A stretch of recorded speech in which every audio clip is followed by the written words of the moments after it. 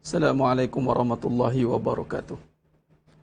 Bismillahirrahmanirrahim. Innal hamdalillah nahmaduhu wa nasta'inuhu wa nastaghfiruh wa na'udzu billahi min shururi anfusina wa min sayyiati a'malina. Man yahdihillahu fala mudilla lahu wa man yudlil fala hadiya lahu. Asyhadu an la ilaha illallah wahdahu la syarika lah. Wa asyhadu anna Muhammadan 'abduhu wa rasuluh. Allahumma salli ala Muhammad wa ala ali Muhammad. Wa biyassir wa la tu'assir bitammim bil khair. Rabbi shrah li sadri wa yassir li amri wahlul 'uqdatam min lisani yafqahu qawli. Allahumma iftah 'alaina hikmataka wa anshur 'alaina min khazain rahmatika ya arhamar rahimin. Wallahu allazi la ilaha illa huwa 'alimul ghaibi wa syahadahu wa rahmanur rahim. Wallahu allazi la ilaha illa hu Al-Malikul Quddus As-Salamul Mu'minul Muhaiminul Azizul Jabbarul Mutakabbir. Subhanallahi amma yushrikun. Wallahul Khaliqul Bari'ul Musawwiru lahul asma'ul husna. Yusabbihu lahu ma fis samawati wal ard. Wa huwal azizul hakim. Wa la hawla wa la quwwata illa billahil aliyyil azim. Wa la manja minallah illa ilaihi amma ba'du. Ayyuhal mu'minun ittaqullah usikum wa iyaya bittaqwallah faqad fazal muttaqun. Sidang jemaah yang dimuliakan Allah Subhanahu wa taala, para penuntut Akademi atau Furqan, muslimin muslimat, hadirin dan hadirat, para pejuang-pejuang kebenaran. Mudah-mudahan kita semua tergolong dalam golongan hamba-hambanya yang benar-benar bersyukur. Amin ya rabbal alamin. Alhamdulillah, summa alhamdulillah ala kulli hal, alhamdulillah ala kulli ni'mah. Pertama selama-lamanya merafakkan setinggi-tinggi syukur kehadrat Allah Azza wa Jalla. Kita diberi ruang dan peluang oleh Allah SWT untuk terus berada di dalam majlis ilmu. Ya. Ilmu dikaitkan dengan cahaya. Jadi bila kita sentiasa berada dekat dengan cahaya, maka kita mudah-mudahan mendapat tempiasnya. Menerangilah kita hidup ini yang asalnya gelap. Yang mana hidup ini asalnya gelap dan akan gelap selama-lamanya, kekal dulu kini dan selama-lamanya. Kerana apa? Sifat dunia, sifat hidup ni memang gelap. Cahaya itu sifat Allah, nur, an-nur, ya nur. Maka Allahu nurus samawati wal ard. Allah menerangi cahaya langit dan bumi. Maka mendekati ilmu umpama mendekati cahaya. Semakin banyak kita mendekati cahaya atau duduk di dalam cahaya, maka kita kata pelihara daripada kegelapan. Nah, kegelapan itu membawa kepada apa? Kerosakan dan kehancuran. Baik. Bateri ya.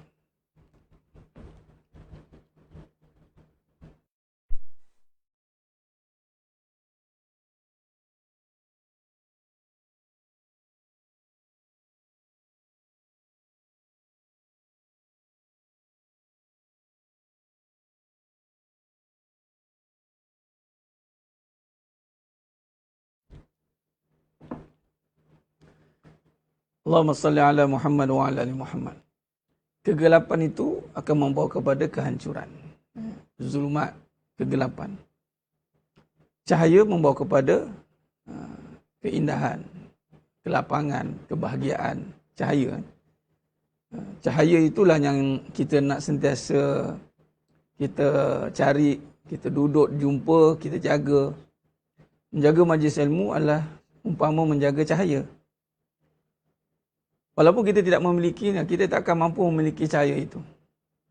Cahaya itu diberikan. Diberikan cahaya itu kepada siapa yang mencarinya. Maka di saat siapa yang sudah menjumpainya, maka duduklah di dalam cahaya itu. Karena cahaya itu tidak akan pergi kepada tempat-tempat yang gelap. Dia tak akan duduk kat gelap lah cahaya kan. Dia tak akan bertemu lah cahaya dan kegelapan. Jadi itulah umpama ilmu. Sebab tu tradisi ilmu ini mestilah kita semarakkan dia. Apatah lagi ini menjadi tuntutan faridatan ala kulli muslimi wa muslimah. Apatah lagi ilmu yang membawa kita faham tentang maksud kepada suatu tujuan, yang membawa kepada bertambahnya iman kita. Iman kita bersifat turun naik bagi iman kita orang awam. dengan cahaya itu akan membezakan hak dan batin. Cahaya itu akan membezakan di manakah penipuan, di manakah kebenaran. Maka bila kita bertemu dengan cahaya itu, maka lapanglah hati kita ini. Kuatlah keyakinan kita bertambah dari masa ke semasa, menyebabkan kita mampu menguruskan kegelapan itu.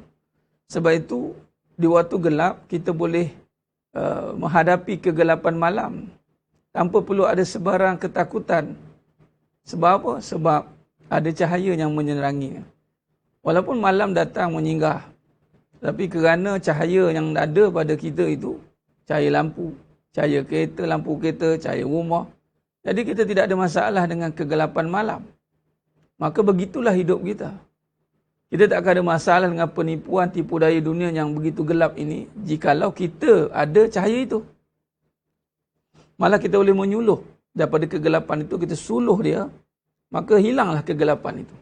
Maka di saat hilang kegelapan, hilanglah ketakutan. Kegelapan itu menghilangkan kegelapan itu adalah ketakutan, cahaya menghilangkan ketakutan itu.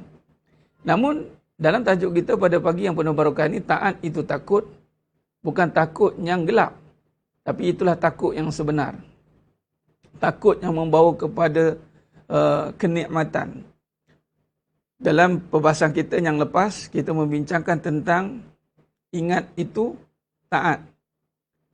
Minggu ini kita terus membincangkan tentang taat itu takut.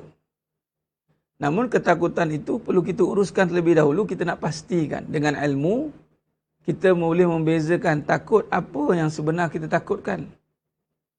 Adapun takut itu hanya wujud satu saja, iaitu apa dia? Takut yang hasil dari taat. Itulah sebenarnya ketakutan yang sebenar. Jikalau kita tidak membina ketaatan, tiba-tiba ada ketakutan, maka ketakutan itu adalah ketakutan yang merosakkan. Jadi beruntunglah kita hari ini yang belajar dan belajar dan belajar dan belajar. Sebab ilmu tu, dia bukan sehari terus masuk, tidak.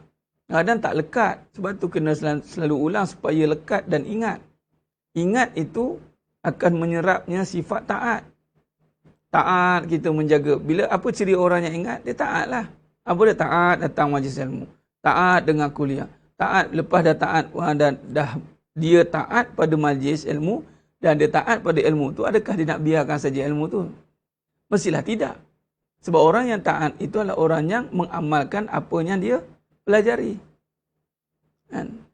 Jadi apabila ilmu dan amal itu digabungkan dengan sempurna, kefahaman dan perbuatan yang digabungkan dengan sempurna, maka akan terbitlah ketaatan yang membawa kepada kenikmatan. Jadi kita akan nampak ada orang yang dia dah mula menyerap ketaatan itu dengan menzahirkan perbuatan yang berterusan. Berterusan, tengok kau ni 5 waktu solat, ulang alik, kau tak penat ke? Tak ada istilah penat bagi orang yang taat.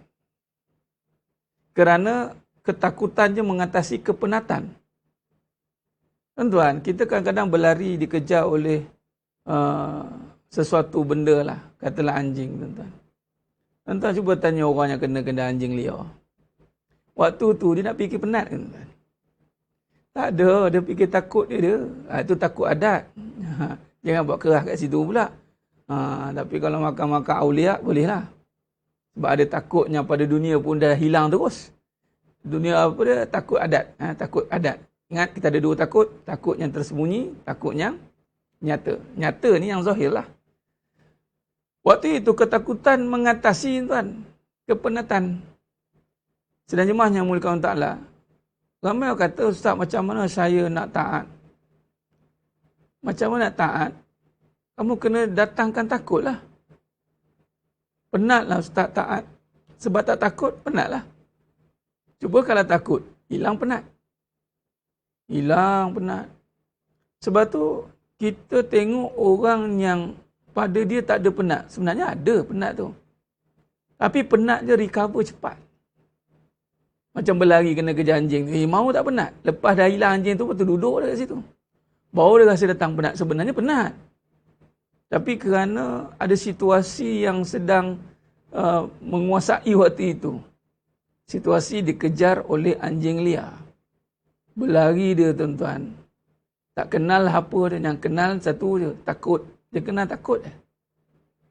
Berlarilah dia saat cukup tanah, dia panggil. Maka takut dan taat dan takut dan buat ini tidak boleh dipisahkan. Orang takut mesti orang akan buat. Sebab itu kalau kita kata takut Allah, tiba-tiba dia tak buat suruhan Allah. Malah dia meninggalkan pula suruhan Allah dan dia mengundang pula kemurkaan dengan melakukan larangan. Itu bukan orang takut. Orang yang takut mesti buat. Dia buat sebab dia takutlah. Bila dia buat, dia takut, kemudian dia sambil ataupun sewaktu dia melakukan dengan ketakutan, pada masa sama dia akan keluar satu sifat rajak, pengharapan. Ini kena digabungkan. Kata Al-Imam Al-Ghazali rahimahullah, pengharapan dan ketakutan itu ibarat sayap yang terbang, melengkapi, saling lengkap melengkapi. Dia tidak boleh takut tanpa harap. Harap tidak akan wujud tanpa takut. Jadi harap dan takut itu ibarat sayap yang membawa dia sampai ke destinasi. Jadi disebabkan ketakutan yang mana dia dah taat itu timbul takut. Ketaatan membawa timbul ketakutan. Takut dengan ancaman, takut dengan kemurkaan Allah. Namun pada masa yang sama, dia mengharapkan ridha Allah. Itu nama rajak tu. Dia mengharapkan ridha Allah dalam melakukan ketaatan itu. Pada masa sama, dia takut dalam meninggalkan ketaatan. Nah, maka di situ digabungkan. Maka datanglah kenikmatan. Nikmat itu mesti terhasil daripada takut dan harap. Nikmat itu dinamakan cinta. Cinta. Cinta terbina daripada dua struktur. Takut dan harap.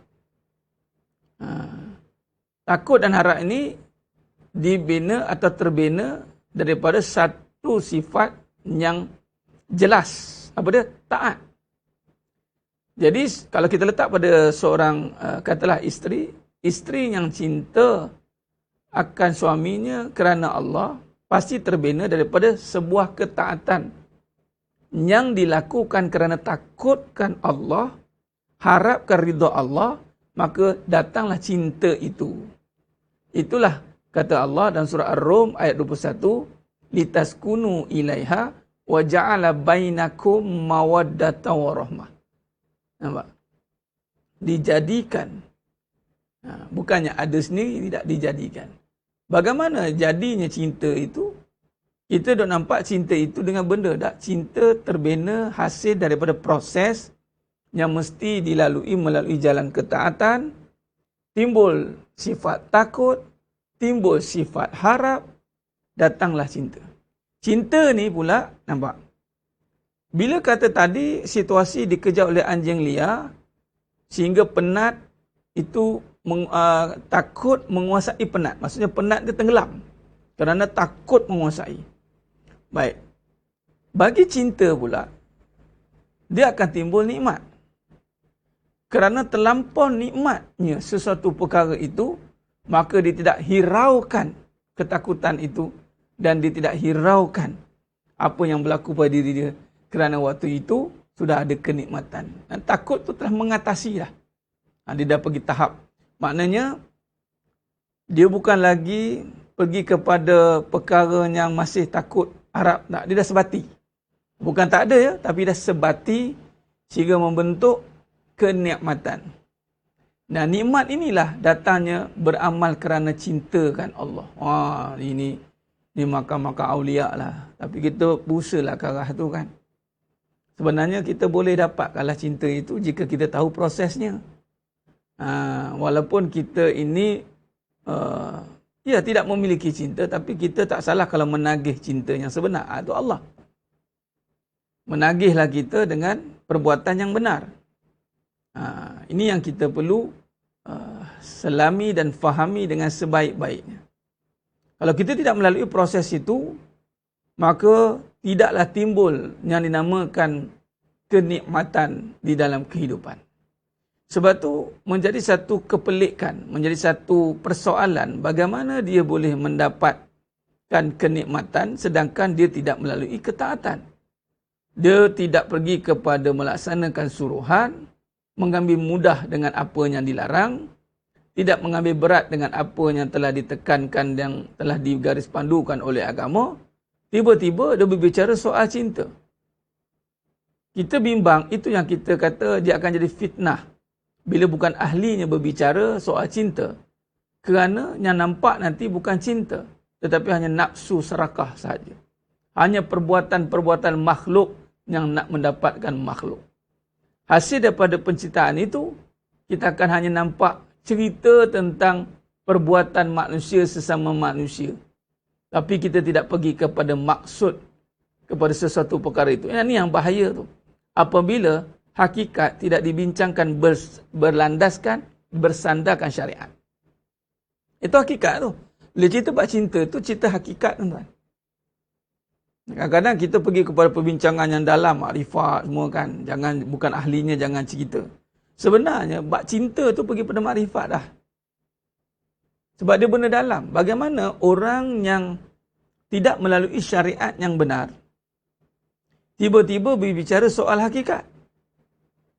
Ini hati-hati. Bagaimana dia boleh berbicara soal cinta, sedangkan dia tidak membawa kepada ketaatan kepadanya. Maka itu bukan cinta. Bagi yang memahami, kita akan nafikan. Contoh, cemburu tanda sayang. Ini kalam batil. Mana boleh cemburu perkara yang buruk digabungkan dengan sayang perkara yang baik. Takkan bertemu keburukan dan kebaikan pada satu masa. Malah ini ditegah. Dalam suratul Baqarah ayat 42. Wala talbisul haqqa bil batil. Wa taqtumul haqqa wa antum ta'lamun. Jangan kamu campur adukkan hak dan batil. Dan kamu sembunyikan kebenaran setelah kamu mengetahuinya. Maka takkan boleh bertemu. Keburukan dan kebaikan tidak akan boleh duduk sekali. Dia ibarat siang dan malam. Mana ada pada waktu itu siang dan malam serentak? Tidak akan berlaku. Dalam sunnatullah. Tidak akan berlaku dua perkara ini serentak. Takkan.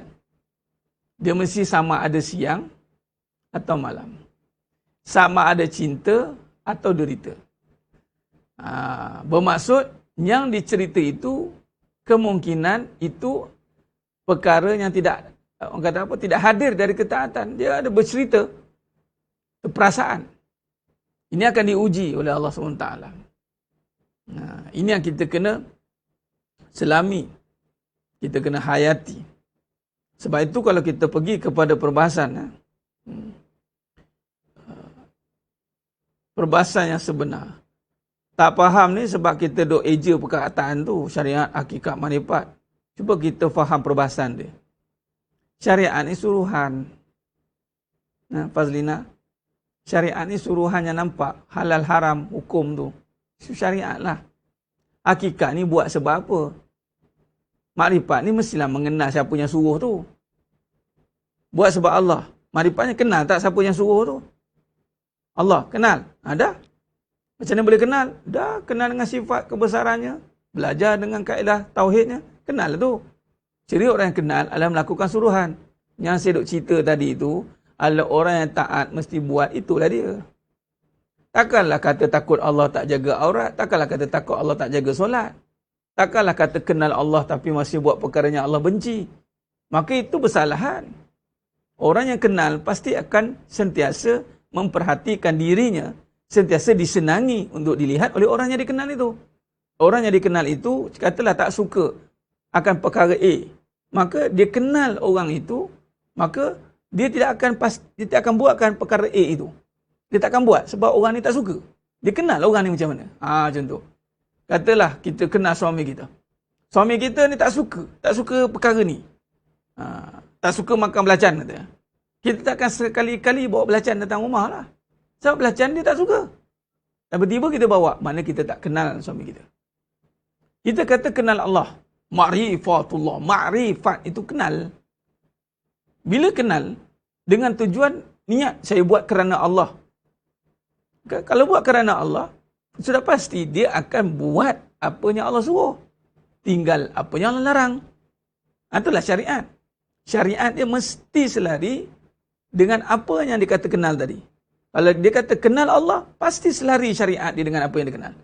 Kenal polis, kenal, mesti bawa lesen. Pergi mana-mana lesen mesti bawa. Road tag mesti hidup sebab dia kenal polis. Sebab apa? Polis ni kalau jumpa orang tak ada lesen, tak ada cerita banyaknya, saman 300 dah pasti setiap bulan kena sita kereta. Kenal kan? Itulah kenal. Macam mana boleh kenal? Belajar. Nampak? Jadi jangan gunakan perkataan yang orang kata apa? Tak faham lah Ustaz benda ni. Jangan. Perhatikan perbahasan.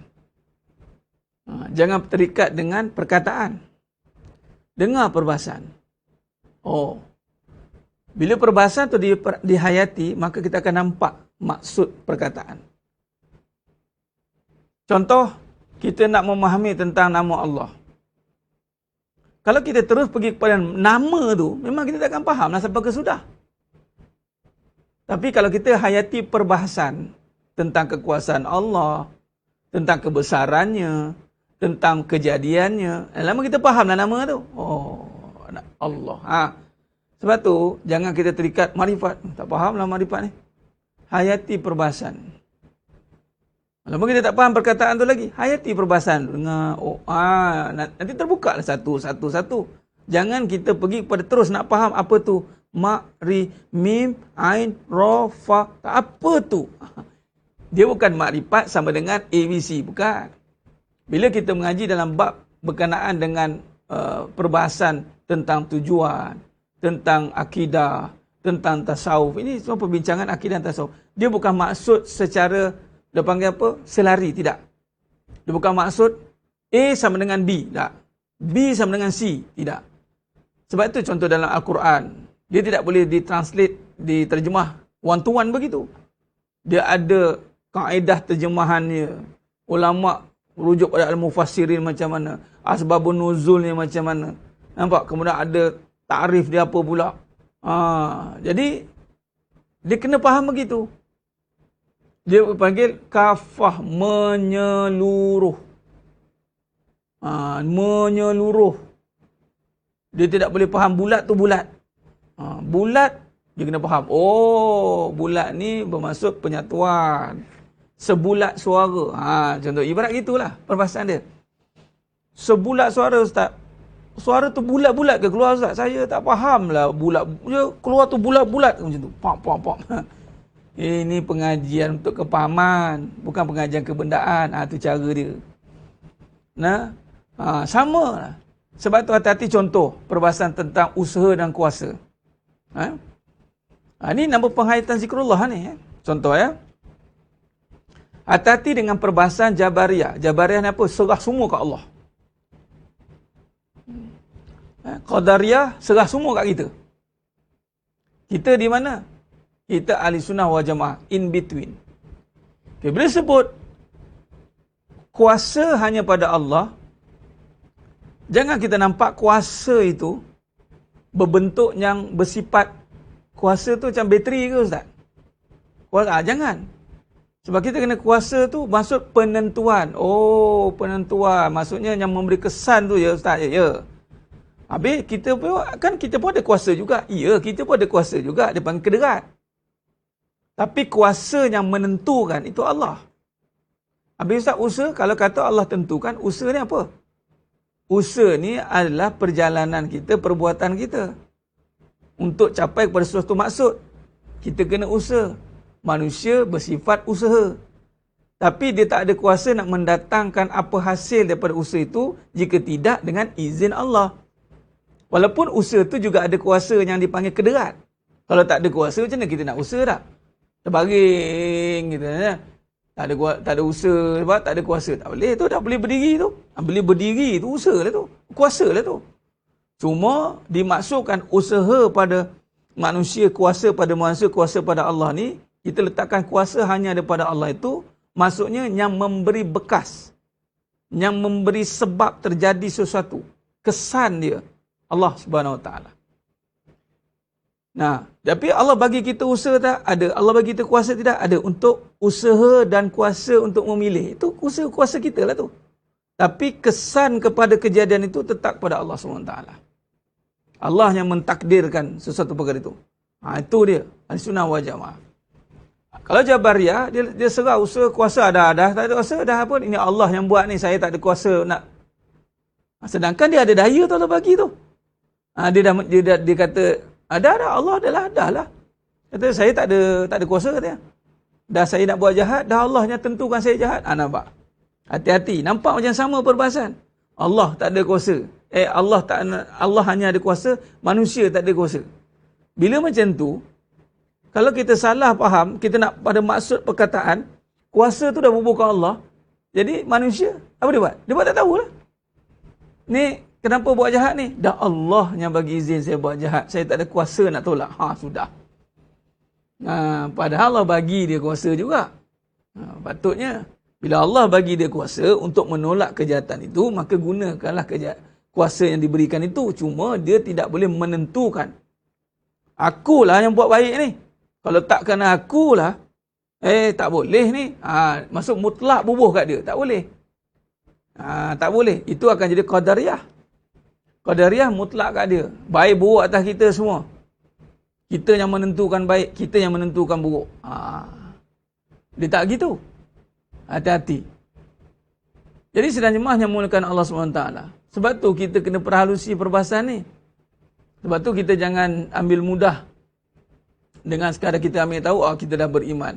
Jangan, kita perlu ada perbahasan. Dia sifat iman ni, dia menyerap dalam seluruh tubuh badan dan kehidupan. Ini dia melibatkan kefahaman. Itu tujuan dia. Jadi itu perkataan. Sebab tu jangan kita terikat dengan perkataan, kemudian kita nak sama dengan. Dia tidak begitu. Kuasa, apa perbahasan dia? Perbahasan kuasa ni, luas perbahasan dia. Luas perbahasan kuasa.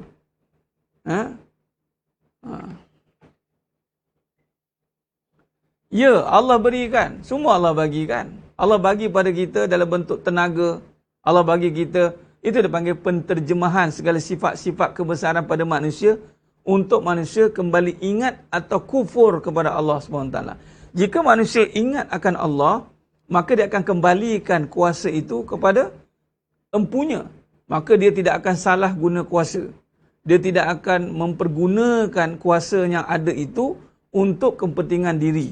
Itu dipanggil salah guna kuasa.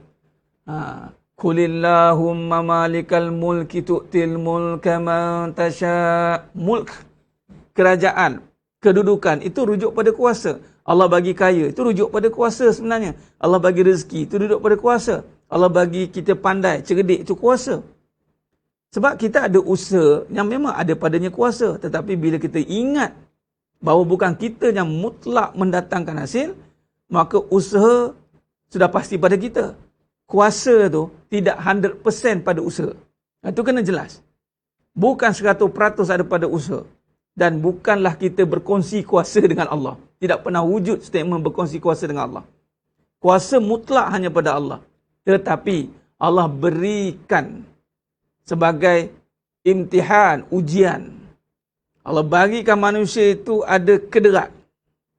Adakah dia relatekan kembali kederat itu untuk ketaatan? Ada orang yang ambil kuasa itu. Dia ambil kuasa itu.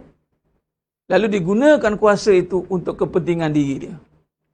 Digunakan kuasa itu untuk menentukan apa kehendak diri dia.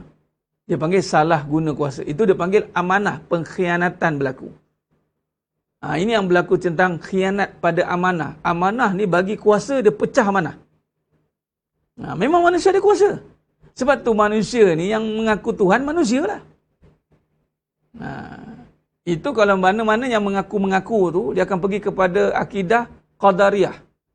Dia letak kuasa dia pada usaha dia. Yang mana-mana yang bagi alasan banyak tu, dah Allah dah buat macam ni, dah macam mana, dia panggil menyerah pada takdir.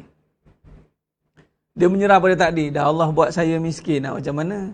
Dah Allah buat saya jahat, nak buat macam mana? Ayat-ayat macam ni, orang macam ni, Orang-orang yang dia terjatuh dalam akidah Jabariyah. Hati-hati. Dia boleh rosak akidah dia tu. Sebab dia meletakkan ibarat Allah SWT tu berkehendak. Padahal Allah sifatnya istighna. Allah tak berkehendak atas apa-apa makhluk. Dia buat macam tu. Dah Allah nakkan saya. Nampak? Allah nak saya jahat. Jadi saya jahat. Sedangkan Allah sifatnya suci. Sebab tu kena perbahasan dia kena jelas.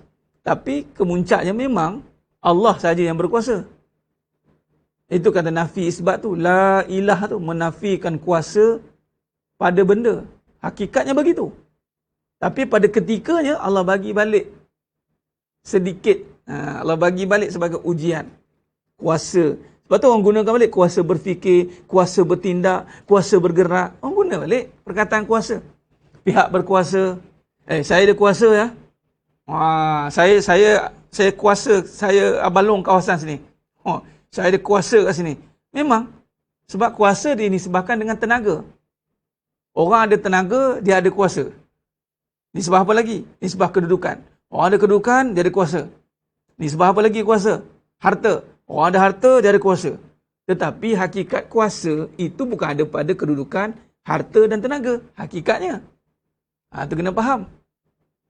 Sebab itu, sesiapa yang kenal akan sumber kuasa, dia akan bersama dengan kuasa itu.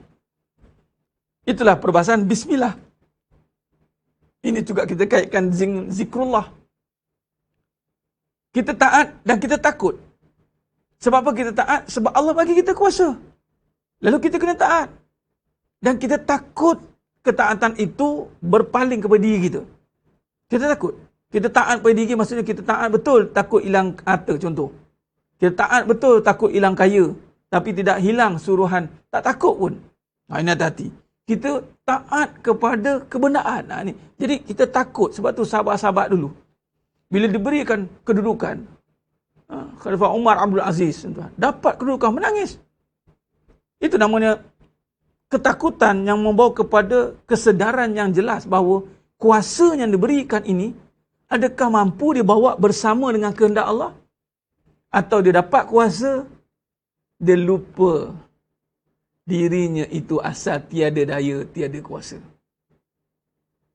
Sebab tu ramai kadang-kadang kata dia dulu time susah lain, time senang lain, cakap pun lain, time dia tak ada apa-apa lain, time dia ada lain. Nampak orang. Kebanyakan realiti orang cakap gitu. Lain, dia dulu yang kita ni senang nak call, sekarang dia dah ada pangkat lain. Tapi tidak bagi Nabi SAW.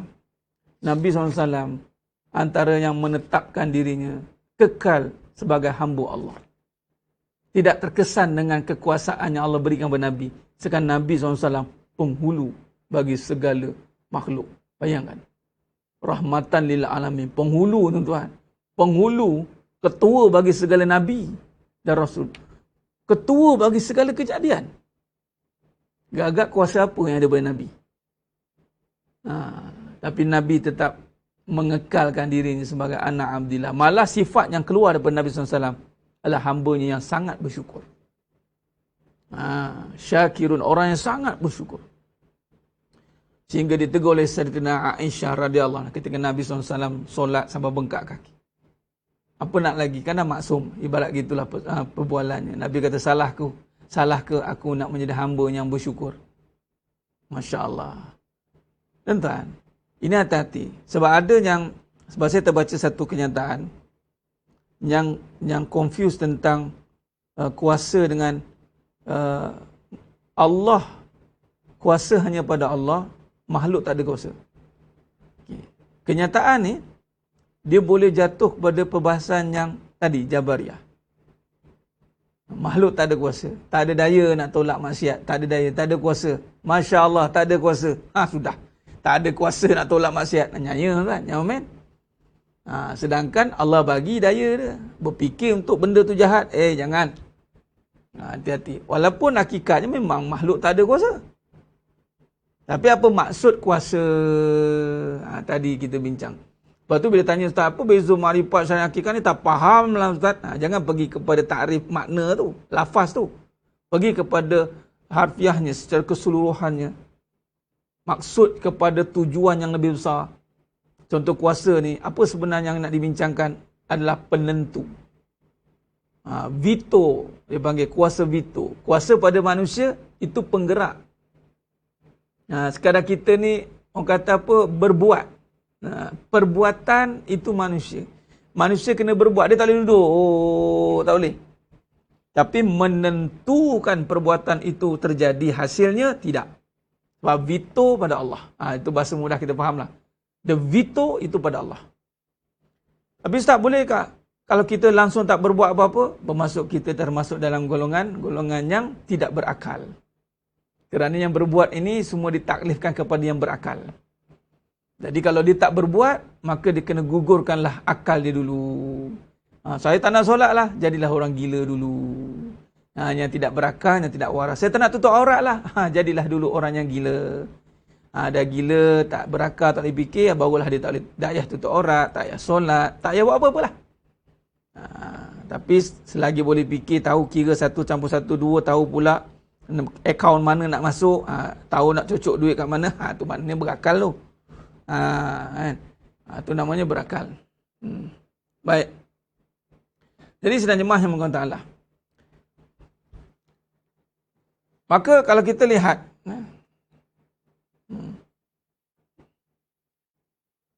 Ustaz, ada orang marah kat saya bila berlaku semua yang berlaku baik dan buruk dari Allah. Semua yang buruk tu Allah tak redha. Dia cakap saya menyalahkan Allah walaupun pada benda kebaikan. Contoh, mendoakan isteri. Benda baik pun dalam kategori menyalahkan Allah juga ke?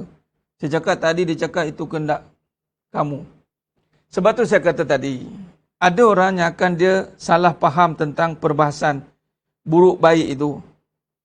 Pada sudut takdir keseluruhan, memang kejadian tidak ada yang menjadikan melainkan segalanya Allah. Itu asal. Kejadian ataupun makhluk. Faham gini. Atau sebut saja makhluk, itu kejadian. Maka, siapa yang menjadikan kejadian, itu namanya Khaliq. Pencipta kepada kejadian. Maka, baik buruk, itu makhluk lah. Itu kena faham, baik buruk itu makhluk lah. Baik tidak jadi sendiri, buruk pun tidak jadi sendiri. Dalil, fa'alhamaha fujuraha wa taqwaha. Nampak? Dah manusia, makhluk tidak? Manusia pun makhluk juga. Baik kejadian yang Allah jadikan, buruk pun kejadian Allah jadikan. Sebab dia kejadian. Selain daripada Khaliq, semuanya makhluk. Dia kena faham begitu. Maka kalau kita cakap baik dan buruk dari Allah, bukan maksud Allah berkehendak untuk orang tu buat buruk dan dia kena menyerahkan diri pada Allah kerana Allah jadikan dia buruk. Itu yang orang tu faham. Sebab tu hati-hati dalam perbahasan itu. Maksudnya di sini, kejadian ni semuanya Allah jadikan. Termasuklah kita manusia. Baik makhluk, buruk makhluk, manusia makhluk. Okey. Kejadian makhluk bernama manusia ni ada tugas tidak? Ada tugas, itu dinamakan tugas yang dinamakan takdir. Apa takdir pada manusia ni? Setiap makhluk ada takdir dia. Ada ketentuan dia. Setiap kejadian, kulli syai'in qadra. Setiap kejadian ada takdir dia. Soalan, ada tak takdir atas manusia? Apa dia? Takdir memilih. Memilih. Apa lagi? Berfikir tu sudah pastilah memilih. Dah berfikir tu, tak boleh memilih tu nak memilih dengan apa? Berfikirlah, Allah bagi akal. Maka Allah takdirkan manusia untuk memilih kejadian yang Allah jadikan baik dan buruk itu. Sebab tu kena ngajar akidah, dah kena kemas. Jangan, tak boleh ni. Dia mula dengan mana, dia tak faham lah tu. Dan kita pun hati-hati dalam menyampaikan. Sebab kadang-kadang kefahaman kita juga mengelirukan orang nanti. Hati-hati. Sebab tu bila kita nak bercakap, kita kena sekadar dengan pengetahuan awam. Nak dengar macam saya tengah bercakap ni, saya kupas, saya hujah. Tapi kalau berborak, kita kena ambil perkataan yang paling orang panggil bijaksana dalam menyampaikan. Jangan buat perkataan yang orang akan tergantung. Biasa kalau paling bijaksana orang akan kata begini, baik pada Allah, buruk pada saya sendiri. Biasa. Sebab apa orang kata buruk pada manusia? Sebab manusia tu memang bersifatnya tidak sempurna, buruk. Orang yang tadi tu dia ingat buruk tu buruk kat Allah. Allah pun buruk juga ke? Dia geram lah. Dia mula pening. Apa ni? Cakap ni. Ini sesat ni. Kita tak cakap macam tu. Cara kupas dia macam ni. Oh, makhluk tu kejadian. Oh, baik tu kejadian. Buruk pun kejadian. Dah manusia pun kejadian. Makhluk. Tiga-tiga ni makhluk. Takdir pada baik, apa dia? Siapa yang berbuat baik, maka takdir baik tu sampai. Baik ni akan memberikan segala manfaat. Buruk itu akan turun segala kemudaratan. Allah takdirkan buruk itu memudaratkan. Allah takdirkan baik itu memberi manfaat. Itu kerja makhluk yang bernama baik dengan buruk. Dia ada kerja dia dah. Sebab tu sesiapa yang mendapatkan kebaikan, dia akan dapat semua. Dia panggil apa? Combo-combo, pakej-pakej kebaikan yang ada. Dia panggil barokah. Kebaikan yang membawa kepada keberkatan. Hidup dia, bahagia je. Sebab apa? Kebaikan dah masuk. Kebaikan pun makhluk. Sebab itulah kita nak tarik, menarik kebaikan-kebaikan. Sebab dia pun makhluk juga. Dia akan datang kepada orang yang mengikut apa yang Allah suruh. Apa yang Allah suruh? Allah suruh pilih mana baik dan buruk, bukan memilih-milih. Allah suruh pilih. Bila suruh pilih, kita tanya balik, Allah suruh pilih yang mana? Yang pertama Allah suruh pilih. Yang kedua, Allah suruh pilih yang mana? Allah suruh pilih buat yang baik. Tak payah lagi berfikir-fikir lagi. Bila tak payah lagi berfikir-fikir, terus kepada yang baik, maka fikiran kita yang selebihnya dan seutamanya berfikir tentang kebesaran Allah. Bukan lagi berfikir nak baik dan buruk, baik dan buruk. Apa kebaikan solat ni ya? Kita kena kaji dulu sebelum kita solat. Kita, bukan apa, kita kena buat sesuatu tu, kita kena ada nampak kajian. Kalau semua nak berfikir, nyanyalah. Mana yang halal, jelas. Yang haram, jelas. Yang wajib, jelas. Ada dah manhajnya, ikut semua. Tak payah tak persoalkan. Kenapa kena pakai tudung? Dia mesti kena ada manfaat pakai tudung ni. Kita kena berfikir dengan waras zaman-zaman moden sekarang ni. Jadi nampak macam kemunduran lah pakai tudung. Ada pergi soal benda tak patut soal. Allah bagi fikir, suruh fikir tentang apa yang lebih patut yang nak dipikir. Apa dia? Yatafakkarun ulul albab. Fikirkan tanda-tanda kebesaran Allah. Itu yang sepatutnya. Ni pergi fikir hukum. Nantilah saya belum bersedia lagi lah nak buat. Hidayah tu tak jumpa alamat rumah saya lagi. Nantilah kot. Dia pun tak masuk jumpa kat mana lagi. Saya pun nantilah saya belum dapat seru. Itu nama cek pasal. Faham? Itu suruhan. Clear. Undang-undang. By law. Ada nanti jumpa polis. Mana lesen? Saya tak nampak kebaikan ada lesen. Saya belum sampai tak berfikir dengan waras lagi tuan. Jadi saya kira saya boleh bawa. Tapi saya nampak macam tak kena bawa dengan lesen. Padahal lesen tu tidak mempengaruhi cara pembawaan saya pun. Polis kata hang ni gila. Kau masuk balai sekarang. Benda yang tak payah fikir panjang. Dah ada by law dah. Dah ada hukum hakam. Jalankan terus. Sepatutnya. Dah fikiran ni nak memikirkan tanda-tanda kekuasaan dan kebesaran Allah. Itu tujuan akal yang lebih besar. Sehingga membawa sifat-sifat kehambaan, tunduk, tawaduk, khuduk kita, hadir hati kita. Itu fikiran yang membawa kepada kebesaran. Tentang jiwa yang membawa kepada ketundukan. Itu patutnya. Itu nama. Contoh tadi menduakan isteri. Itu memang perkataan yang perlu difikirkan. Itu tanda-tandanya. Menduakan isteri itu dalam konteks apa? Itu gunanya fikiran. Kerana apabila berkaitan tentang kekuasaan Allah, itu perlu dipikirkan. Direnung. Bukankah yang layak, yang tak layak diduakan itu hanya Allah? Kenapa perkataan menduakan ini ada pada makhluk? Patutnya berfikirlah dengan waras. Bukan timbulkan balik persoalan. Ni salah ni, ni salah ni. Tak boleh cakap macam ni, kata. Mana dia tak berfikir tu? Jadi sedang jemaah yang memerlukan Allah Subhanahu Wa Taala. Perkataan, bila kita bab hukum hakam kita jelas, maka akal kita ni akan lebih terang untuk menggali dengan lebih dalam, untuk kita menyelami sifat-sifat kehambaan. Sebab tugas kita sekarang ni nak merasakan diri sebagai hamba. Ramai orang boleh melakukan suruhan Allah tapi tak merasakan diri dia hamba Allah. Ramai orang boleh buat suruhan Allah, boleh buatlah. Allah suruh solat, solatlah. Tapi rasa hamba Allah tu ramai tak. Sebab apa? Dia tak pernah merenung kejadian dia. Sebab tu akal ni digunakan untuk satu, laksanakan hukum. Bukan berfikir pasal hukum. Hukum tak perlu difikirkan lagi. Hukum ini untuk buat. Pergi kat bylaw, pergi kat undang-undang apa. Kita kena tak terfikir semua undang dah ada dah. Seksyen kanun, seksyen ni, seksyen ni. Kita ingat seksyen ni tempat dia. Seksyen U16 ke, seksyen 23 Shah Alam ke pun seksyen pun ada kat dalam undang-undang. Oh ada seksyen dia. Perlu fikir lagi tak? Tak payah. Buka je buku tengok lah.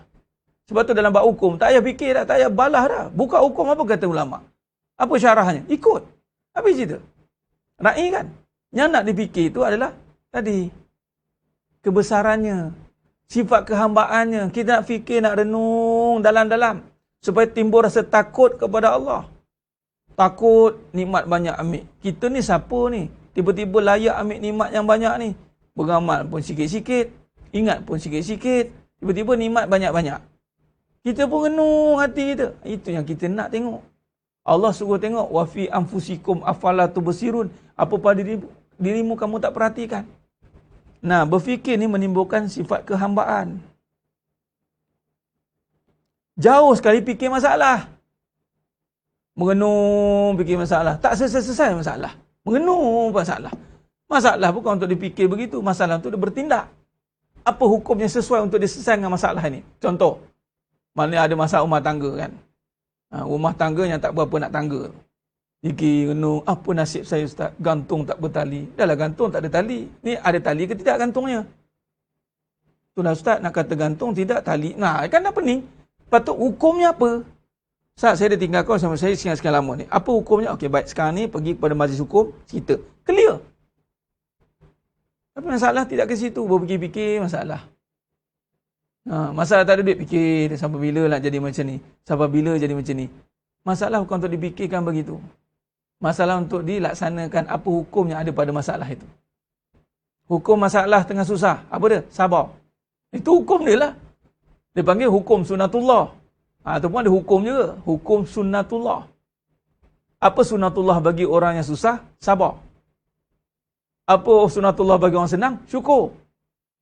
Makam tinggi lagi, orang yang susah dan dia bersyukur. Wah, itu orang yang makam tinggi.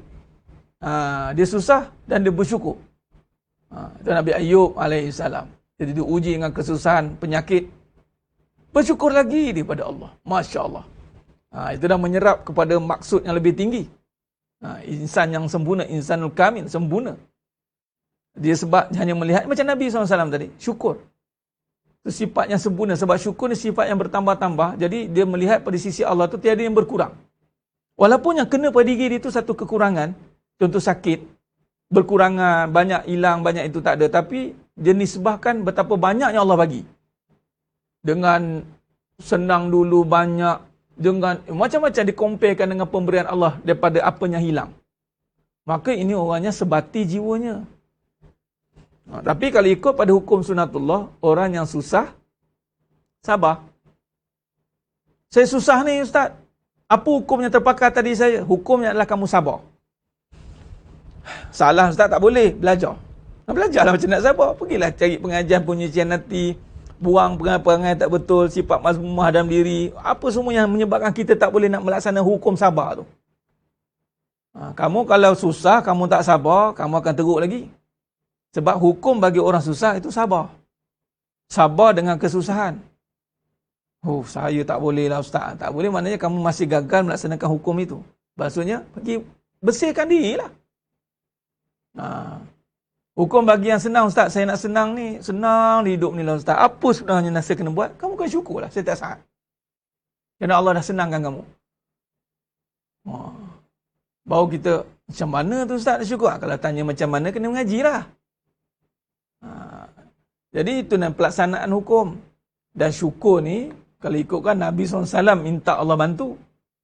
Allahumma a'inni ala zikrika wa syukrika wa husni ibadati. Sebab benda yang paling susah nak buat time senang, syukur. Paling susah nak buat time senang, syukur. Sebab time senang tu dia akan nampak apa nak lagi. Dia nampak macam diri dia dah melengkapi segala apa yang dilakukan itu. Lengkap maksudnya. Kalla innal insana la yatagha. Ingat kata Allah. Ar-ra'ahu istaghna. Manusia ni bila dia dah melengkapi semua perkara, dia akan ada sifat melampau. Macam contoh Fir'aun. Tengok dia lengkap. Mana ada penyakit tuan? Resdung pun tak ada. Apa penyakit pun tak ada kat dia. Apa setiliang. Kekal muda. Tak ada sakit. Migraine pun tak ada. Resdung pun tak ada. Apa pun tak ada. Bila dia dah rasa sempurna tu, kalla innal insana la yatagha. Manusia ni kalau bila dia sempurna dan dia tak bawa balik kepada syukur, ingat Allah, dia akan pergi apa? Ar-ra'ahu istaghna. Dia akan mula merasakan diri dia tidak perlu apa-apa.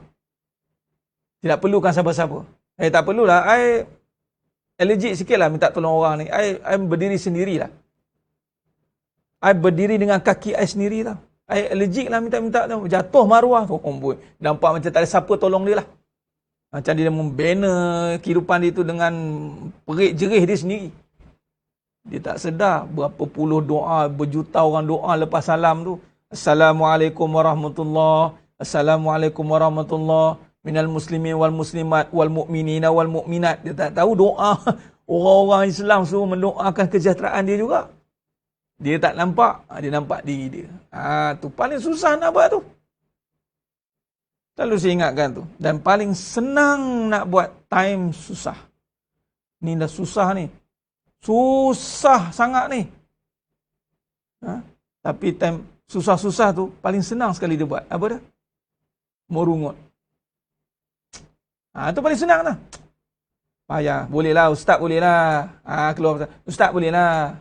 Kita ni lah. Ustaz bolehlah. Dia makam-makam keturunan Nabi. Dia siap beli lagi tu. Kita ni dapat suami ada genetik Fir'aun. Nak macam mana? Yelah bolehlah. Padahal dia dah susah tu. Patutnya, Masya Allah. Ya Ustaz, saya sabar dengan keadaan ni. Ini semua Allah nak angkat darjat ni. Patutnya tak? Dia ada juga buah-buah peli dia, buah-buah komen dia. Bolehlah. Ustaz bolehlah. Dia Ustaz. Suami kita baru nak start. Itu pun starter tak ada dah. Dah terbakar dah, spark plug semua dah. Dia mula nak komplain. Komplain dia kerja. Sifat memiliki yang merasa memiliki ada sifat memiliki itulah Fir'aun lah tu. Fir'aun merasakan memiliki. Baik. Jadi sebab itu berbalik pada perbahasan taat itu takut. Kalau kita simpulkan, merujuk kepada perbahasan yang mana bila kita nampak taat yang membawa kepada suruhan, larangan, kita akan nampak tugas kita apa, dia akan menimbulkan rasa takut dalam hati kita. Itu akan datang sifat takut itu. Sebab tu hati-hati dengan ketakutan-ketakutan yang ditambah-tambah pada perkara yang tak pasti. Nabi SAW sangat menekankan perkara yang benar. Yang benar itu adalah akhirat. Jadi ketakutan yang ditakutkan itulah tentang akhirat, bukan tentang dunia. Walaupun keadaan fitnah huru-hara dunia ni semakin pekat, melekat, tapi tidaklah sehebat ketakutan di Yaumul Mahsyar.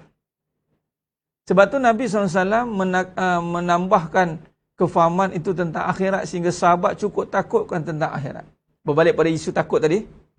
Bila dah hidup terlampau takut ke akhirat, maka ketakutan dunia hilang.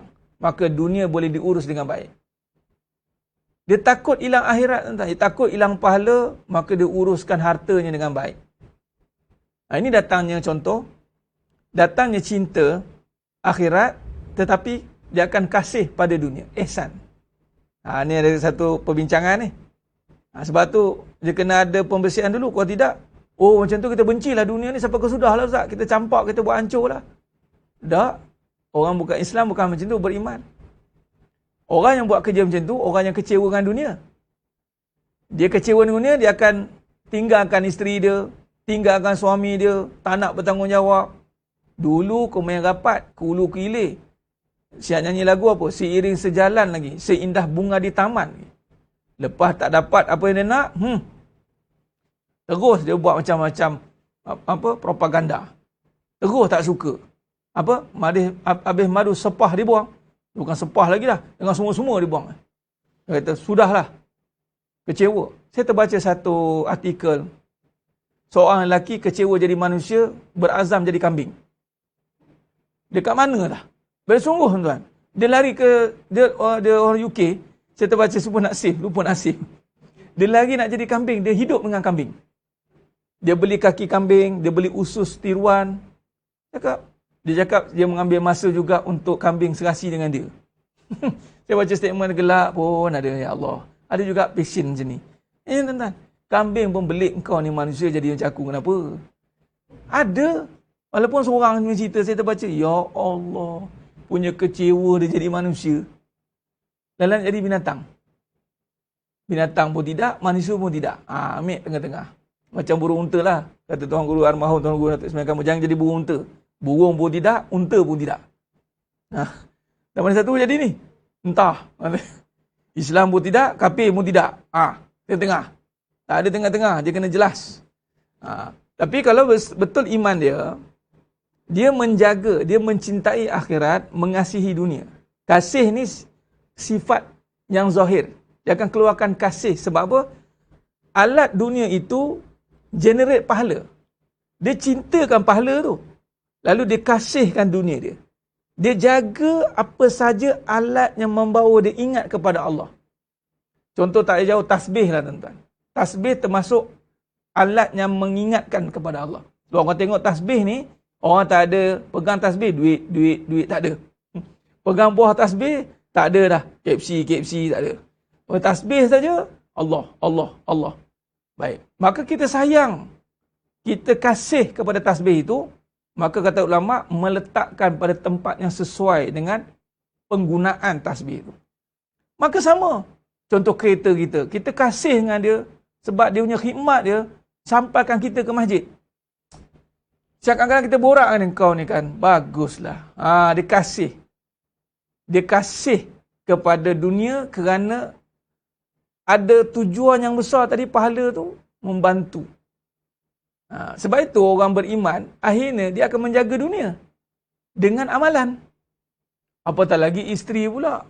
Kejadian yang paling Allah letakkan pada kedudukan yang tinggi, isterinya itu mengingatkan dia kepada Allah. Sudah pasti dia akan kasih kepada isteri ni. Ini pada ihsan.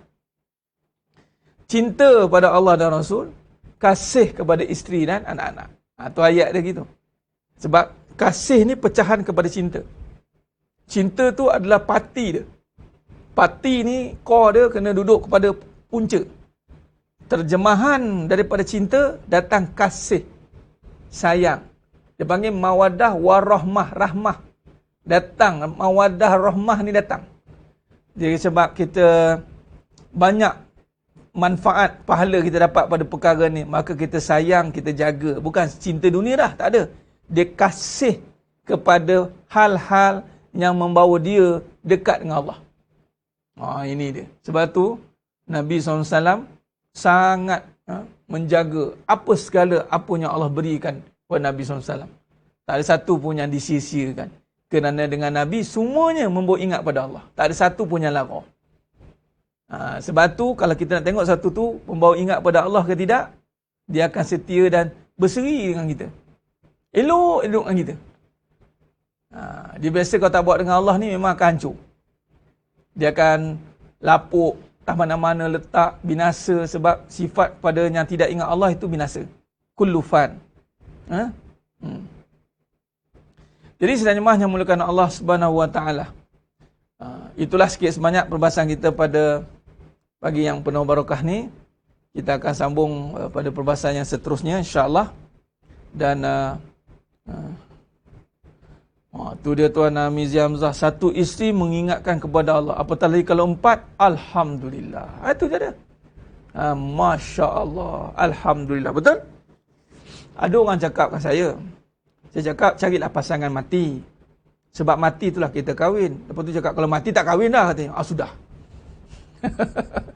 Kalau mati tak ada nak ingat kahwin. Dia cakap, salah cara macam tu. Dia cakap, orang ingat matilah dia dah berebut nak buat amalan dan lagi sebab dia ingat mati. Ini ingat kecewa ni, bukan ingat mati. Dia ingat macam dah tak ada apa-apa dah, nak mati, apa ada. Kita salah belajar tentang mati. Kita belajar mati dengan apa? Dah tak ada apa dah. Patutnya ingat mati tu ingat pahala. Kalau seorang isteri pun pahala dah, Masya Allah. Kalau 2 orang isteri, 3 orang isteri, 4 orang isteri, Tabarakallah. Masalahnya bukan kehendak kita tu, takdir Allah. Doa lah macam mana. Kahwin, takdir. Itu menunjukkan kuasa Allah. Allah yang tentukan kita boleh 2, 3, 4 ke tidak. Ikut pada usaha kita, jangan dibuat. Kalau dia bagi peluang, semua orang melompat. Kan? Yang tak bagi peluang pun mencari-cari. Sampai ke Siam, nun jauh di sana pergi. Tapi jika tak kena dengan aturan Allah, atas ketentuan yang sepatutnya kita kena serasikan dengan Allah, tak dapat kebahagiaan tu. Dia memang usaha, dia usahakan dia dapat. Allah bagi. Sebab atas kederat seseorang tu, memang ada takdir yang Allah letakkan pada sifat memiliki itu, pada keadaan asbab. Dia makan, contoh makan, dapat. Makan kejang. Tapi bersama dengan pertolongan Allah itu tak jamin. Itu hati-hati. Contoh, dia buat. Allah izinkan. Tapi Allah tak rida. Atau ayat dia.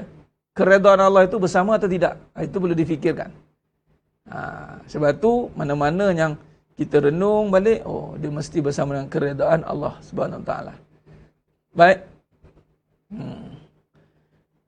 Alhamdulillah. Jadi saya kira juga setakat tu dulu perbahasan kita pada pagi yang penuh barakah ni. Kita akan sambung pada siri yang akan datang. Allahumma salli ala Muhammad. Baik, itu saja. Saya mohon maaf di atas segala kekurangan, terkasar kata, terkurang bicara dan penyampaian mana-mana kekurangan. Hanya Allah Ta'ala sajalah yang mampu menyempurnakan perbahasan kita pada pagi yang penuh barakah ni, insya-Allah. Itu saja. Moga-moga Allah rahmati kita semua. Aku lu qouli hadza wa astaghfirullahalazim li wa lakum wa bila taufiq wal hidayah. Assalamualaikum warahmatullahi wabarakatuh. Kita tangguh dengan tasbih kafarah dan suratul Asr. Subhanakallahumma wa bihamdik, asyhadu an la ilaha illa anta, astaghfiruka wa atubu ilaik. Bismillahirrahmanirrahim. Wal 'asr. Innal insana lafi khusr. Innal ladzina amanu wa 'amilus solihati wa tawassaw bil haqqi wa tawassaw bis sabr. Wallahu a'lam bisawab. Takbir. Allahu akbar.